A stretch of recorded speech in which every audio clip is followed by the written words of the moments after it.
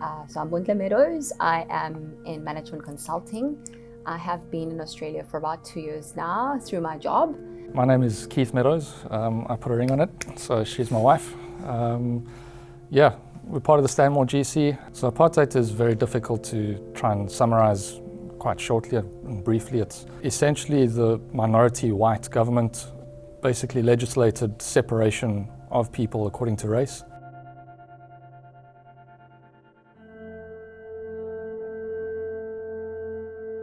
It also went into economics. Black people weren't allowed in business districts and in residential areas that have to carry passes. Certain occupations as well were restricted for white people. So the quality of education was vastly different. Black people were not allowed to get educated past, I guess, really being able to do manual work or maybe a teacher if you're lucky.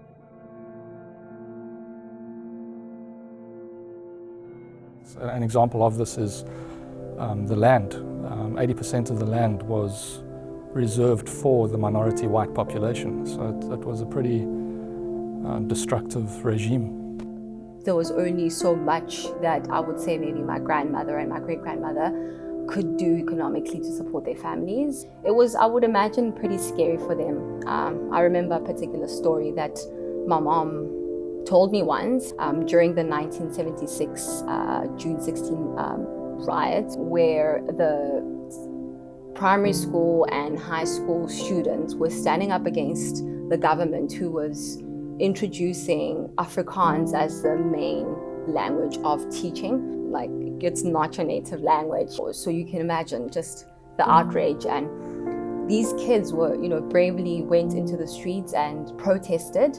And the policemen gunned a couple of them down. So my mom remembers just cowering under a desk as an 11-year-old child.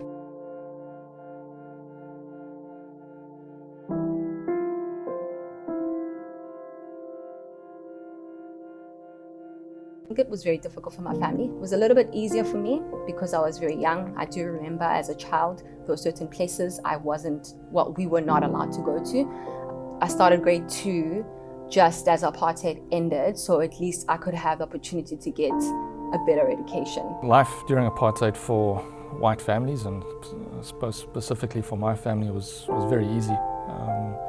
We had all the opportunities. My family specifically wasn't considered a wealthy family by any means.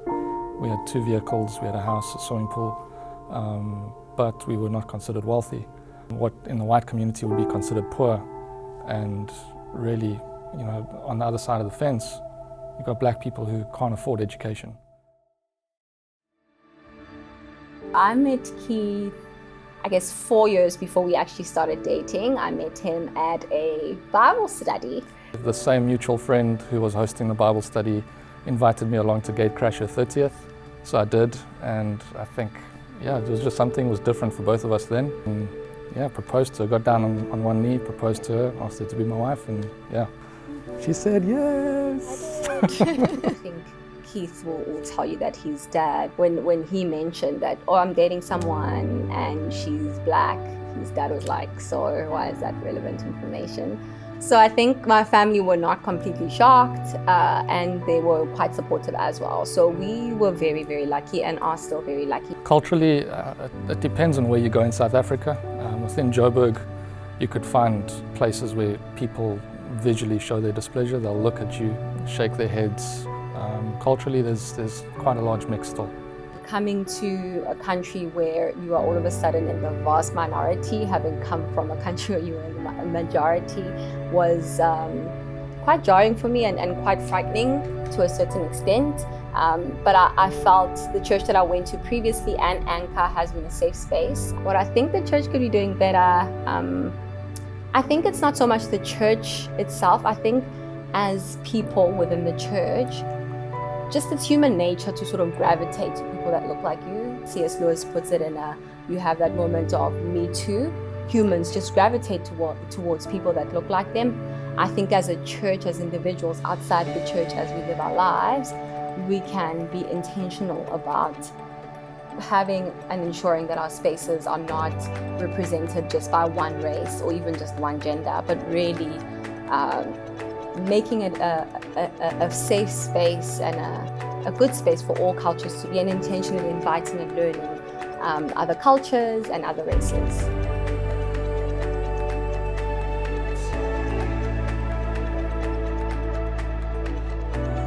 That passage in Revelation speaks very clearly of people from all nations, all tribes, all tongues, being together, adorned in the same white robes, singing eternal praises worthy of the Lamb. So it's very clear from that passage and from a number of other passages. Ephesians 2 is one of my favorites, which talks about the equality of every person, the equality of all people, that in the eyes of the gospel, there's no Jew or Gentile, there's no better or worse, we are all equal. And the picture that's painted in Revelation is this multiculturalism, this transcultural gospel. And so as Christians, when we're asking for God's will to be done on earth as it is in heaven, we are asking that we be immersed in a transcultural situation, in a transcultural environment where race, gender, age, doesn't matter, that we're all equal, that we love each other with the love of Jesus. And so what that means, I think, for us is challenging ourselves. Put yourself out of your comfort zone, go to someone else's culture and actually seek to learn the great things about their culture that glorify God. There's a lot of God's order in community, which I've learned from African culture through Bontle. I don't think I would have learned that if I had not sought to understand African culture better. The church needs to be that safe place. It needs to be the example for transculturalism, a safe place where everybody is actually equal.